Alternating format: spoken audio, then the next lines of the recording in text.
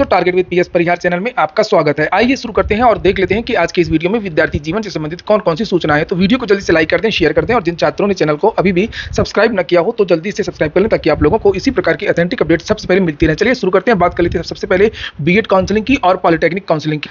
लिखा हुआ है कि पॉलिटेक्निक की तो शुरू होने वाली है काउंसलिंग। 27 जून को निकाला था पॉलिटेक्निक एंट्रेंस एग्जाम का रिजल्ट। संयुक्त प्रवेश परीक्षा परिषद की ओर से पहली बार सभी ट्रेडों की ऑनलाइन परीक्षा कराई गई और 27 जून को परिणाम भी घोषित कर दिए गए हैं। परीक्षा और परिणाम तो जल्द आ गया, लेकिन काउंसलिंग की प्रक्रिया अभी तक शुरू नहीं हुई है। परीक्षा में सफल हुए 3,04,000 अभ्यर्थियों का इंतजार खत्म होने वाला है। 12 तारीख से प्रवेश पूर्व ऑनलाइन काउंसलिंग शुरू हो जाएगी।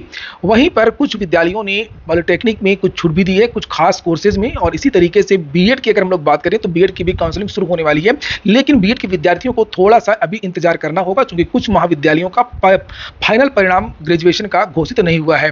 तो यहाँ पर बहुत सारे जो निजी विद्यालय हैं, महाविद्यालय हैं, वो विद्यार्थियों को फीस में छूट दे रहे हैं, पॉलिटेक्निक के कोर्सेज में भी और बीएड में भी। जैसे जिन विद्यार्थियों ने ये एग्जाम दिया होगा बीएड एंट्रेंस का और पॉलिटेक्निक एंट्रेंस का जो एग्जाम दिया होगा, जिसका परिणाम 27 तारीख को आया था, वो विद्यार्थी अगर चाहें तो यहाँ पर एक विद्यालय है वंश बहादुर पाल स्मारक महाविद्यालय मुंडेरवा ऊंचगांव जिला बस्ती। ये इनका मोबाइल नंबर है 9616646244। यहाँ पर लिखा कि आप बीएड करें स्कॉलरशिप पर। अगर स्नातक में 60% आपके नंबर हैं तो आपको कोई फीस नहीं देनी होगी बीएड करने के लिए। और यहाँ पर आप लोगों को और भी बहुत सारी सुविधाएं मिल सकती हैं, आप लोग बात कर सकते हैं। और नीचे लिखा कि ये जो विद्यालय है, महाविद्यालय है, ये सिद्धार्थ विश्वविद्यालय से संबद्ध है। इसी तरीके से आप लोग यहाँ से डी फार्मा भी कर सकते हैं। पॉलिटेक्निक एंट्रेंस एग्जाम जिन विद्यार्थियों ने दिया होगा उसकी फीस तो मात्र 50,000 ही यहाँ पर लिखी हुई है, और लिखा है कि जो विद्यार्थी पीसीएम या पीसीबी पास होंगे वो विद्यार्थी डी फार्मा कर सकते हैं।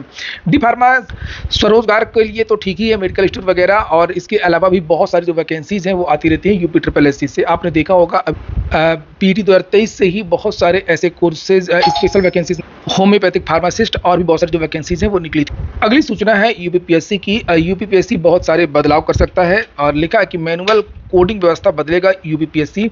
मैनुअल कोडिंग करने में अनुभवी कार्मिकों की चूक के बाद आयोग का फैसला। सुरक्षित व्यवस्था के लिए आयोग ने मांगे सुझाव, बनेगा ड्राफ्ट।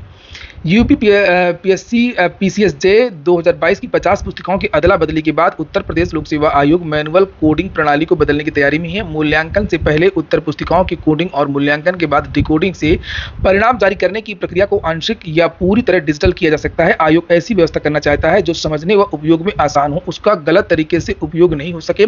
कोडिंग की नई व्यवस्था का ड्राफ्ट तैयार करने को लेकर के विशेषज्ञों से सुझाव भी मांगे हैं। सबसे बड़ी बात यह कि अब विद्यार्थियों में चिंता हो गई है। अन्य भर्तियों के जो विद्यार्थी हैं, खासतौर से जो पीसीएस की पेपर देते हैं या आरओ का पेपर देते हैं, कि जब पीसीएसजे में इतनी बड़ी चूक हो सकती है, इतनी बड़ी भूल हो सकती है, इतना बड़ा घोटाला हो सकता है, तो फिर इनकी परीक्षाओं में भी हुआ होगा।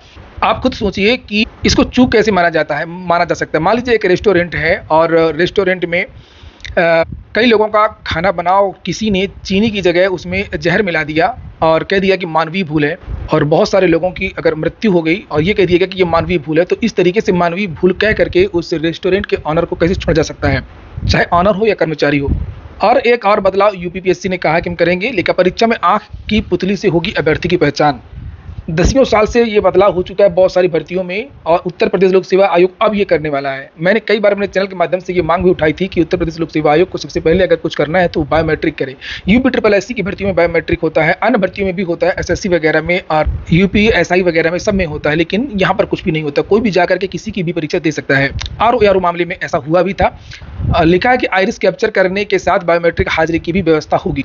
अब हर केंद्र में मेटल डिटेक्टर से तलाशी होगी। अभी तक उत्तर प्रदेश लोक सेवा आयोग में मेटल डिटेक्टर से तलाशी गेट पर नहीं होता था, कोई भी डिवाइस लेकर के घुस सकता था, कोई भी किसी की जगह परीक्षा दे सकता था। वहीं पर पीसीएसजे हाईकोर्ट ने आयोग से मांगा है अभ्यर्थियों का विवरण। लिखा है कि 50 अभ्यर्थियों को दोबारा इंटरव्यू के लिए बुला सकता है आयोग। इलाहाबाद हाईकोर्ट ने यूपी पीसीएसजे 2022 लिखित परीक्षा के परिणाम में संशोधन के बाद प्रभावित होने वाले अभ्यर्थियों का पूरा विवरण लोक सेवा आयोग से तलब कर लिया है। कोर्ट ने आयोग के अध्यक्ष से कहा है कि वह व्यक्तिगत हलफनामा दाखिल कर स्पष्ट रूप से बताएं कि उत्तर पुस्तिकाओं में मिली गड़बड़ी में संशोधन के बाद कितने अंक बदले जाएंगे, और उन अभ्यर्थियों का पूरा विवरण जो इंटरव्यू में बुलाए जाने के लिए अयोग्य ठहराए गए थे। संशोधन के बाद संशोधन से पूर्व उनको मिले अंकों का विवरण, साथ ही संशोधन के बाद जिन अभ्यर्थियों को साक्षात्कार के लिए बुलाया जाना है उनके संशोधन से पूर्व और संशोधन के बाद प्राप्त अंकों का विवरण दें। अब ये भी देखेगा हाईकोर्ट की आखिरकार ये जो जिनकी कापियां बदली गई थी और कापियां बदलने में जिनका चयन हुआ था उनको इंटरव्यू में कितना नंबर दिया गया है। कहीं यहाँ पर भी तो खेल नहीं हुआ है। और दूसरी बात, जिन विद्यार्थियों को आप बुलाएंगे उनका भी विवरण हाईकोर्ट मंगवा रहा है। और लिखा कि पीसीएस जेके अभ्यर्थी श्रवण पांडे की याचिका पर सुनवाई कर रही न्यायमूर्ति एसडी सिंह और न्यायमूर्ति अनीश कुमार गुप्ता की खंडपीठ ने याचिका अधिवक्ता विभू राय और आयोग के वकील निश्चित यादव को सुनने के बाद आयोग द्वारा सभी अभ्यर्थियों को उत्तर पुस्तिकाएं दिखाए जाने के निर्णय पर कोई हस्तक्षेप न करते हुए इस कार्य को तय समय सीमा में पूरा करने का निर्देश दिया है। वहीं पर श्रवण पांडे का भी आज बयान आया है। श्रवण पांडे का ये कहना कि ये मानवीय भूल नहीं हो सकती है। ये देखिए यहाँ पर लिखा है, आयोग की भूल मानवीय नहीं है, दर्ज करें आपराधिक मुकदमा। और ये भी मैं भी अपने चैनल के माध्यम से ये मांग करना चाहता हूँ कि आयोग में ये मानवीय भूल नहीं हो सकती है और इसमें आपराधिक मुकदमा दर्ज करें। कोई भी व्यक्ति, साधारण आम आदमी जब कोई मानवीय भूल करता है तो क्या उसको सजा नहीं दी जाती है? ऐसा लगता है कि जैसे सारे कानून और नियम आम आदमी के लिए है। लिखा है कि एमपी और दिल्ली की तर्ज पर हाईकोर्ट कराए भर्ती की परीक्षा उपलब्ध कराए, ई कॉपी मांग की है विद्यार्थियों ने। पीसीएस जे मुख्य परीक्षा 2022 में कॉपी बदले जाने की पोल खुलने के बाद पोल खोलने वाले अभ्यर्थी श्रवण पांडे चाहते हैं कि इसके लिए उत्तर प्रदेश लोक सेवा आयोग ने जिन दोषी अफसरों को निलंबित किया है या विभागीय कार्रवाई की है उनके खिलाफ आपराधिक मुकदमे भी दर्ज होने चाहिए। अमर उजाला से बातचीत में श्रवण ने कहा कि आयोग की यह भूल मानवीय नहीं हो सकती है। इस भूल के कारण ना जाने कितने अभ्यर्थियों का भविष्य बर्बाद हो रहा है और ऐसा पहले भी हो चुका है। जिन अफसरों को निलंबित किया गया 2-4 माह बाद उन्हें फिर बहाल कर दिया जाएगा, लेकिन जो अभ्यर्थी से प्रभावित हुए हैं उन्हें भारी मानसिक प्रताड़ना से गुजरना होगा। इसके लिए जिम्मेदार अफसरों पर आपराधिक मुकदमा दर्ज होना चाहिए। ये पहले भी बहुत रहा है और जो विद्यार्थी यहाँ तक पहुंचे हैं, जिन्होंने कापियां देखी हैं, कोर्ट में चैलेंज किया है, केवल उन विद्यार्थियों को पता चला है, बाकी विद्यार्थियों को पता नहीं चला है। नियत ईमान करके विद्यार्थी प्रयागराज छोड़ करके वापस चले गए हैं। और होता भी यही है, जो छोटी मोटी कार्रवाइयां होती हैं, जैसा कि कहा जा रहा है, कुछ कार्रवाई करने के बाद में अफसरों को फिर से बहाल कर दिया जाता है। उत्तर प्रदेश में ऐसा पहले भी हुआ है। शिक्षक भर्ती में जो 68,500 शिक्षक भर्ती हुई थी पीएनपी के द्वारा, तो 2 अधिकारियों पर कार्रवाई की गई थी, सुत्ता सिंह और जविंदर सिंह एरी। उसके बाद में वो दोनों बहाल हो गए। अंजुलता कटियार भी जेल गई, उसके बाद में निकल करके बाहर आ गई। और वहीं पर कल एक पुरानी भर्ती है आरओ 2016, उसमें भी एक विद्यार्थी कोर्ट गया था और उसके बाद में लिखा हुआ है कि इसका जो परिणाम वो घोषित किया गया। लेकिन चयन परिणाम में कुल 303 पदों के मुकाबले 260 अभ्यर्थियों को औपबंधिक रूप से सफल घोषित किया गया था। और सत्यवीर दीक्षित को समीक्षा अधिकारी 2016 में औपबंधिक रूप से सफल घोषित किया गया। तो देखिए, भर्ती तैयारी के साथ साथ में आपको ये भी आना चाहिए जो सत्यवीर दीक्षित को आता था, जो श्रवण पांडे को आता था। बाकी लोग कुछ नहीं समझ पाते हैं, बस केवल बैठे रहते हैं। तो अब आपको तैयारी के साथ साथ में उत्तर प्रदेश में अगर आप तैयारी कर रहे हैं तो आप लोगों को इसमें भी महारत हासिल होनी चाहिए कि परीक्षा देने के बाद में आपको क्या क्या करना है। आरटीआई का उपयोग, याचिका कैसे डालते हैं, तो ये चीज़ें हैं। और अगली जो सूचना है वो एसएससी की है। एसएससी सिलेक्शन पोस्ट परीक्षा के उत्तर कुंजी। आप लोगों ने वीडियो को लाइक ना किया हो तो लाइक अवश्य कर दें, मुझे याद दिलाना पड़ता है, आप लोग भूल जाते हैं सुबह सुबह। एसएससी सिलेक्शन पोस्ट परीक्षा की उत्तर कुंजी जारी कर दी है और 20 से 26 के बीच में ये परीक्षा हुई थी। 100 रुपये शुल्क जमा करके आप लोग ऑनलाइन आपत्ति भी दर्ज कर सकते हैं। इलाहाबाद विश्वविद्यालय की प्रवेश परीक्षा में 83% अभ्यर्थी शामिल हुए हैं। लिखा है कि इलाहाबाद विश्वविद्यालय में पीजी और इंस्टीट्यूट ऑफ प्रोफेशनल स्टडीज के व्यवसाय, तो कल ये परीक्षा हो। सीयूईटी के परिणामों को जल्द जारी करेगी एनटीए। जानकारी निकल रही है कि 10 जुलाई के आसपास आप लोगों को जो परिणाम है वो जारी हो जाएगा। एयरपोर्ट सर्विसेज लिमिटेड से वैकेंसी निकली है। AIASL से टर्मिनल मैनेजर, ड्यूटी मैनेजर के पदों पर 3256 पदों पर ये वैकेंसी है। ये वेबसाइट, इसे आप लोग यहाँ पर देख सकते हैं। बिहार लोक सेवा आयोग से भी भर्ती है सहायक अभियंता की और इसकी जो लास्ट डेट है वो 7 जुलाई ही है। भारतीय नौसेना में कमीशन अधिकारी के पदों पर भर्ती आई है। इसकी जो लास्ट डेट है वो 20 जुलाई है। UPSSC से भर्ती एक नई आई है।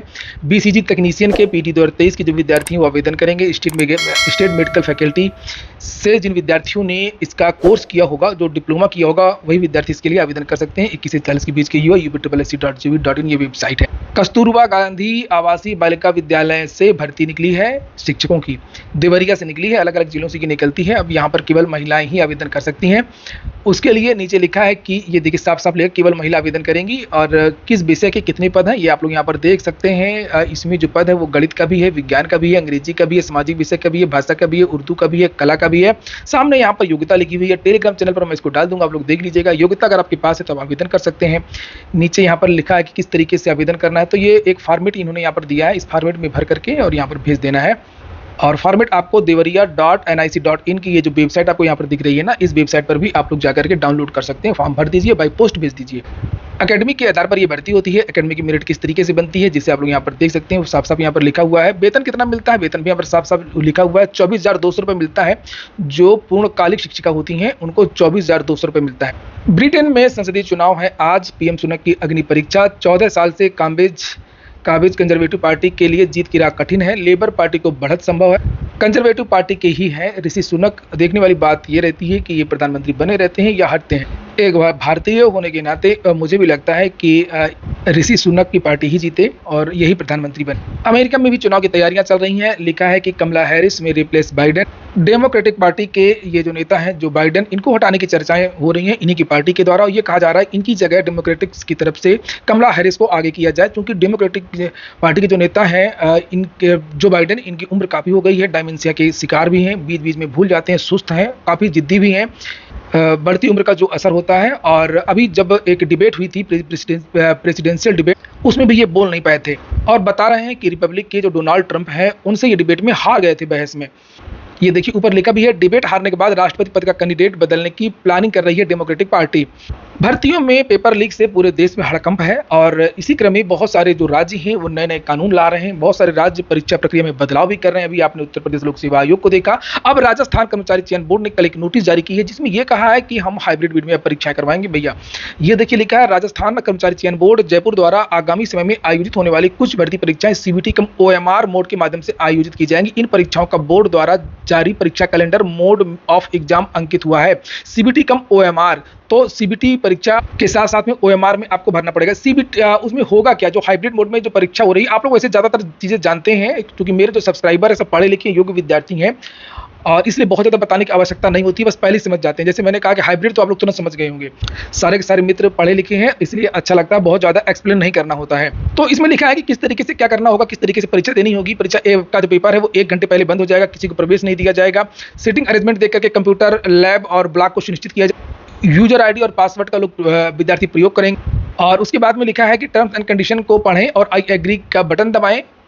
स्क्रीन में जब आ जाएगा काउंटडाउन शुरू होगा। परीक्षा शुरू होने के समय परीक्षा के प्रश्न स्वतः कंप्यूटर की स्क्रीन पर प्रदर्शित होंगे। अभ्यर्थी प्रश्न को पढ़ करके उसका जवाब अलग से दी हुई ओएमआर सीट पर अंकित करेंगे।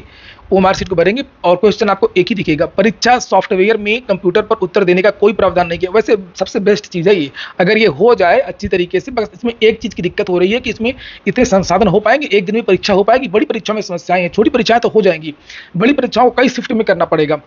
नीचे लिखा है कि अभ्यर्थी के कंप्यूटर स्क्रीन पर एक समय पर एक ही प्रश्न प्रदर्शित होगा। शेष परीक्षा अवधि कंप्यूटर स्क्रीन पर हमेशा प्रदर्शित होती रहेगी और जिससे ध्यान में रखकर अभ्यर्थी अपने समय का सदुपयोग कर सकता है।